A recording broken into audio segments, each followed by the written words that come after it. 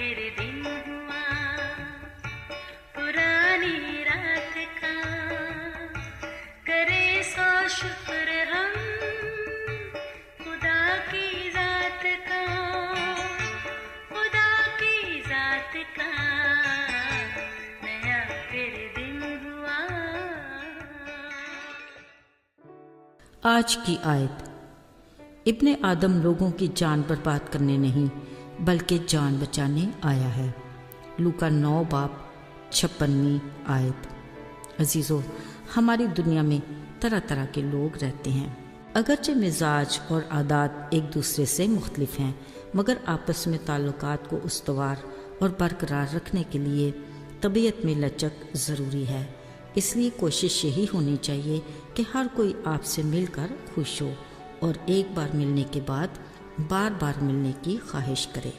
बिलाशुबा खुश मिजाज और अच्छे इखलाक किरदार के शख्स से हर कोई मिलना पसंद करता है। उसकी रफ़ाकत न सिर्फ माहौल को खुशगवार बनाती है बल्कि दूसरे की शख्सियत पर भी अच्छा असर डालती है।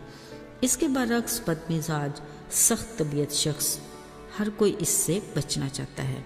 अगरचे ऐसे लोगों से मुकम्मल किनारा कशी तो इख्तियार नहीं की जा सकती, क्योंकि हमारी रोज़मर्रा ज़िंदगी में अक्सर औक़ात ऐसे लोगों से हमारा वास्ता पड़ता रहता है।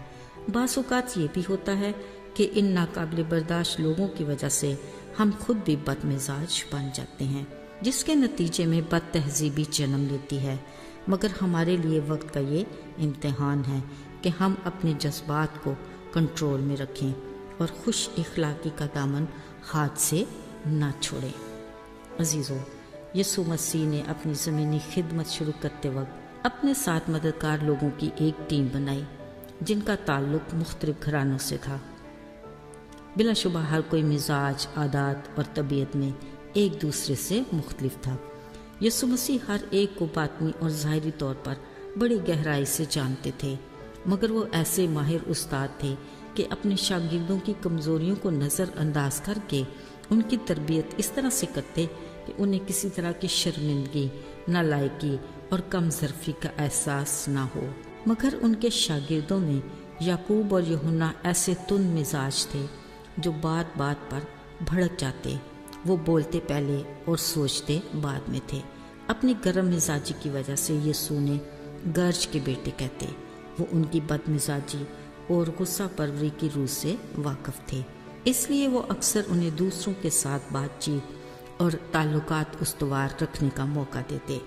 एक दिन उन्हें यरूशलेम जाना था, मगर वो सामरिया में कुछ देर रुककर आराम करना चाहते थे।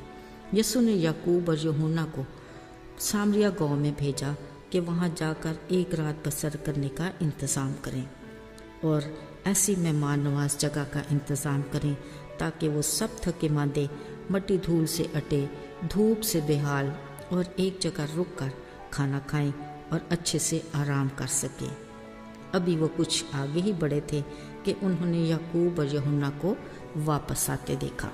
वो गुस्से से लाल पीले हो रहे थे क्योंकि सामरिया गांव के लोग यहूदी मुसाफिरों का खैर मकदम करने और उनकी मेहमान नवाजी के लिए तैयार नहीं थे।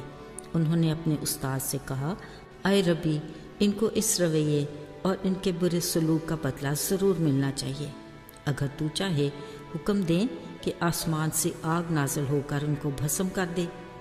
असल में वो सोच रहे थे कि अगर सदूम अमूरा आग से भस्म हो सकता है तो यीशु सामरियों पर भी आग नाज़िल करने की मंजूरी दे देंगे।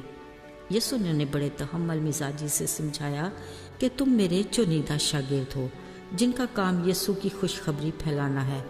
तुम नहीं जानते कि इस खिदमत के लिए तुम्हें किस तरह का रूह दिया गया है।